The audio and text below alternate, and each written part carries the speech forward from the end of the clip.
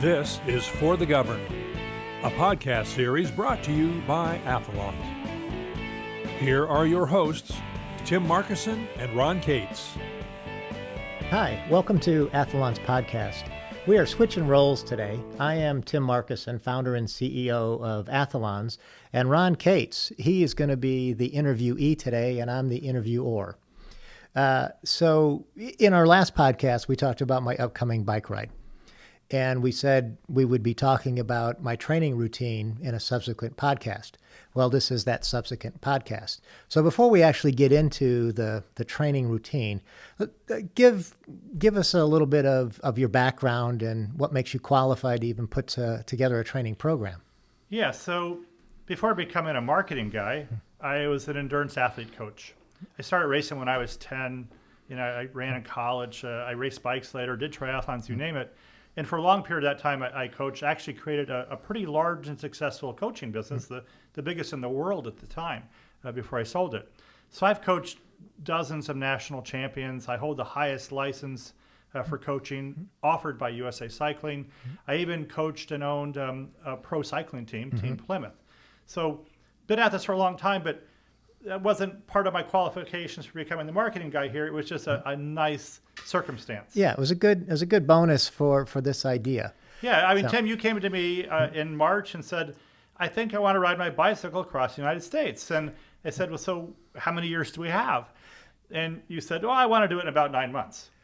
Yeah. I said, you mean you want to take 9 months to do the ride? You said, no, 9 months from now, yeah. I want to start this ride. Yeah. And I knew how much you were riding, but I asked, and it was, an hour, a couple times a week sometimes, right? Definitely a recreational cyclist. Right.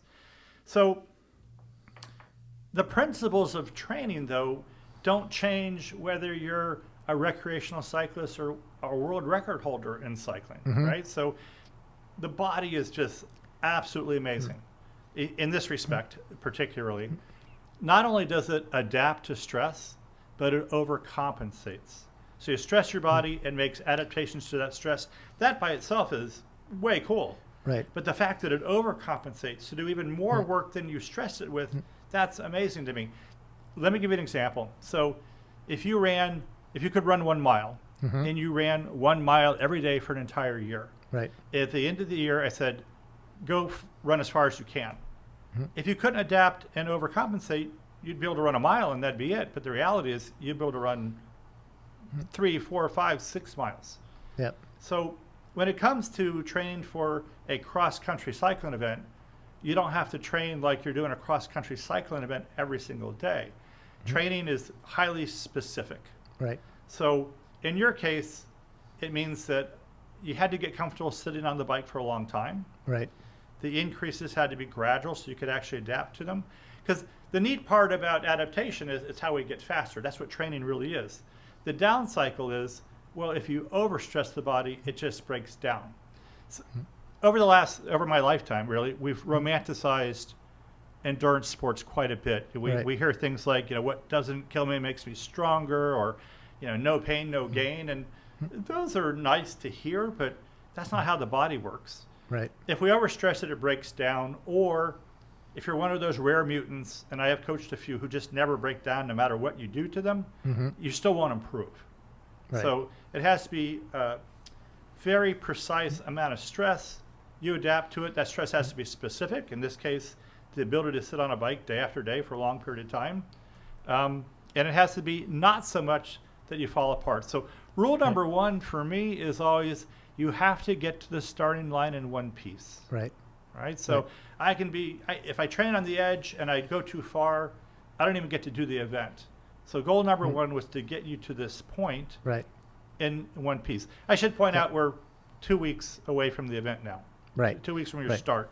Yeah. So when you were starting to think about a training program for me, knowing that I was riding a mountain bike 2 hours a week for maybe 25 miles total in a week. And knowing that I'm not an avid cyclist, I'm recreational at best, I'm mountain bike. You also know that I don't like the clip pedals. Yes. We fixed that though, yes. the clipless pedals. We did. Because I used them in the past, and I just don't have enough flexibility in my hip to get out of them. So I keep falling because I can't get out of the clips fast enough. So, But not anymore. No, we have resolved that problem. We practiced. We picked out Yeah. just the very right side of pedals, the right kind of pedals and shoes. Right, Practice with them, and now you're good at those. right. And now that I'm during the ride, I actually turned 60 years old. So how do you take that information and take somebody who's basically hardly riding a bike at all, and what was the first couple of months of the training program look like to get me to the point where I am today, where I feel confident I can do the ride? So, in my opinion, this is where a lot of people make a mistake. Let's say I want to run a sub 3-hour marathon. What a lot of runners will do is they'll go out and they'll find a program for sub 3-hour marathoners and follow it. What they need to do is assess where they are right now, where you are today. What's your fitness right now today? And that's where we start from always. We can't make these leaps and these jumps. Right. We look at where you are, where you want to be, and then what's the logical buildup? What's the logical progression along the way? Yep. So the first thing was to get you up to 5 days a week for some consistency. And why not 6? Why not 7? Because you have other things to do. You've got 2 big jobs. We all know that. So, from a training has to be practical, has to fit into your life somewhat. Even though you made a lot of sacrifices with everything else in order to do this, it still had to fit. Right. So 5 days a week, much more consistency, much more total volume than you were doing before. And then what I'm most concerned about is the longest ride of the week. So we had some moderate days during the week, but a long ride on Saturday, Right. a relatively speaking long ride based on where your training was. And then I would always have you come back Sunday with another ride that was shorter and easier, but I just wanted you to get used to being tired and maybe a little bit sore, but having to get on the bike the next Right. day, because that's exactly what's going to happen in this ride. Right. And then that long ride on Saturday became progressively longer. Not every 7 days, not every week. The body doesn't know a calendar.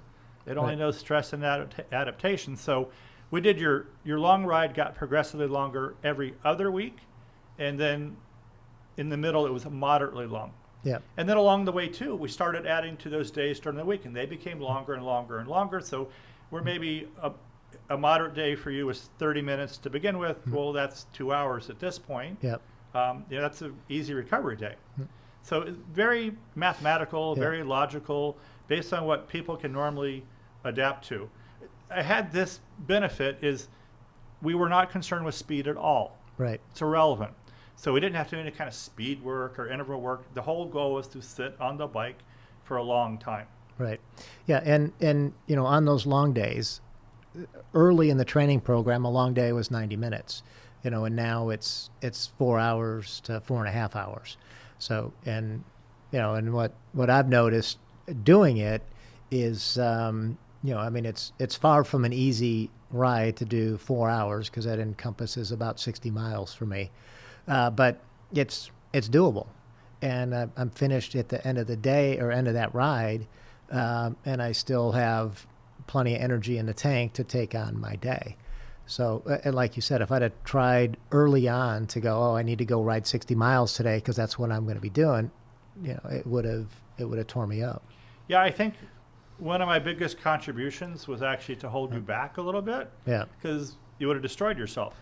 Because intuitively, I should probably be riding 100 miles a day if I'm going to do this. Well, that's fine if you had built up to that.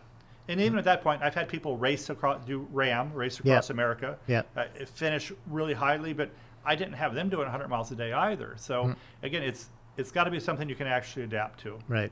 More than that, either a waste of time or you get injured. And if you don't get to the starting line, there is no event, there's no point. It was simpler because we weren't concerned with speed.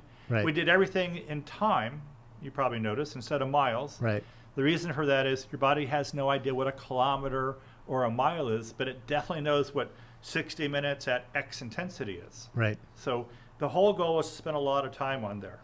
And there was a lot of monitoring. I spoke to almost every day, especially after the long days, especially even more so in the beginning, to see how you're adapting and how you're progressing and see if we needed to make any changes. And it actually went incredibly smoothly. So Right. I need to say this, it's important to me. I've coached some of the best cyclists in the world.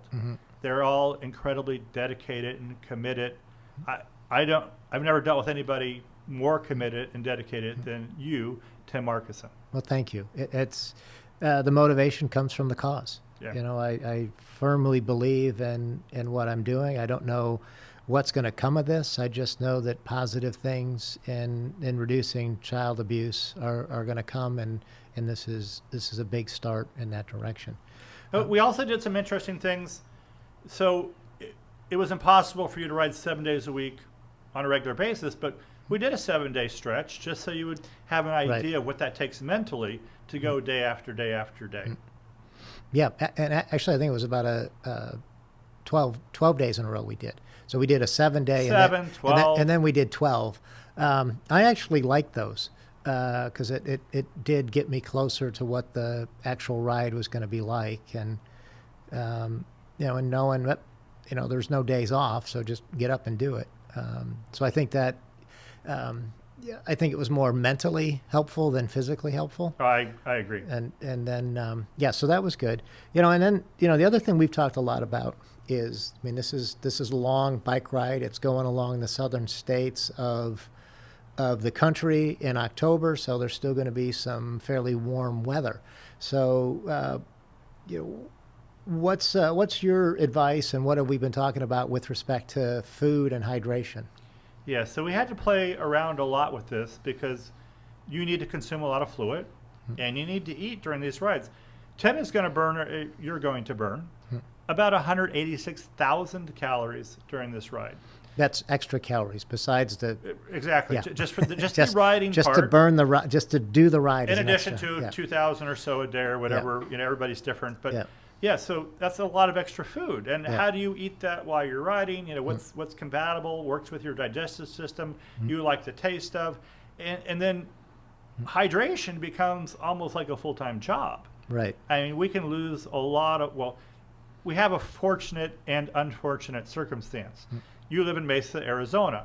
It's been incredibly hot, as it always is, over 100 degrees, 100 days in a row. So a good thing is our bodies do actually adapt to heat. You could do heat training and adapt to heat and have a dramatic shift in what you can tolerate. You've maxed that out because 6 weeks of heat training is the max heat adaptation you're going to get. You've been doing it for months. Right. So it means things like you actually sweat more than an untrained person. You sweat less sodium and potassium in that sweat content than a person who's not heat trained. So there are a lot of things that alter in your body to handle this type of stress better. You've got to go to your advantage, but just getting used to the idea of having to drink on a real regular basis on the bike itself is a learned experience. Yeah, I've really had to practice that. So when I'm doing a 2-hour ride, I've got 2 water bottles with me. One is I like Pedialyte, so I use that, and then the other one's just plain water, and I alternate between the two, and they're 20-ounce bottles, so I'll go through both of those in a 2-hour ride. Yeah, well, on the ride itself, when it starts, we're gonna have a scale, and you're gonna weigh before you go out on the ride. You're gonna weigh when you get back, see what the difference is, and make sure you replace that by the end of the day. Yeah, because you're not gonna be able to replace. No one can really replace everything they lose in a strenuous activity like cycling. Yeah. But the rest of the day, you have to work on hydration. I'd also point out that you're a little bit picky when it comes to fuel, in a good way. So there are a ton of commercial products out there available for this, that are from power bars and all the other types of products out there to gels, and you don't like any of those. No, they give me heartburn.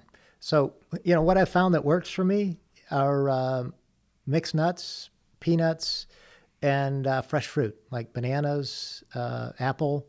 I can ride and eat and snack on those and not have it upset my stomach. Yeah, so fueling is required, rehydrating is required, but everybody has different needs, tastes, wants, things that work with them, with their digestion, and it took some trial and error to come up with what works best for you. But we've gotten there. Yep. All right. So last question. With all the training program you put together, the work we've done on food and hydration, what do you think my chances are of making it from San Diego to Jacksonville?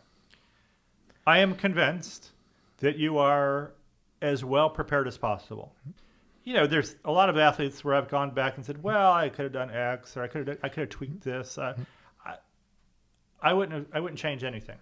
I think it's gone really well. You're in one piece. You're healthy. Yep. You're not sick. You're not injured. Your knees haven't fallen into your shoes. Your kneecaps haven't fallen into your shoes. You're good to go. Yep. Now, is it going to be challenging? Yeah, it's mentally and yeah. physically. It's supposed to be. Yeah, and you're climbing 5,000 feet the first day, which that was just a stroke of genius. No, it's after the first week, I don't think it's going to get any tougher. Not physically. Yeah. Now, mentally, the grind of doing this day after day after day, I don't know anyone more dedicated or committed, so I don't think that's going to become an issue. In your case, it might even be sort of refreshing because you work so hard at your two jobs, and you've tried to set up things so you won't have to spend as much time during the day or the night to do those things. So it's almost going to be like a vacation, but instead of driving a car, you're going to be pedaling a bike. Yep. And I think you'll enjoy a lot of the scenery around you. So, but yeah, I'm convinced. I'm going to the start, of course. I'm going to see you off from San Diego. I'm going to be with you the last week, and I just have no doubt I'm going to see you when you finish. Yep. I feel confident. And again, thank you for all the help in getting me to this point, because it's the training was definitely a challenge, but it was so logically mapped out that I could feel the progress. And then when we were incrementing the heavy days, the long days, it wasn't like every week we were ticking up. It was up a bit one week, and then it was back down a little bit the following week, and then up. So it was like every other week it was ticking up. Yeah, every 2 weeks we went higher. Yeah, and that was a huge, because I'm like, well, why not every week? And because the body needs more time to adapt than every week. So it's just all those things that you've learned from all the coaching that you've done, all the athletes that you've trained over the years. All benefited me, because, like you said, my knees feel great, my legs feel great. I did a 2-hour ride this morning, just under 30 miles, and it was like a walk in the park. Yeah, so it's a great coincidence, very handy, that I work with you at Athalonz, we're friends, but I also happen to have this background as a cycling coach. Yeah, that was awesome. All right, so thank you, Ron, and I hope the role reversal worked. So have a great day.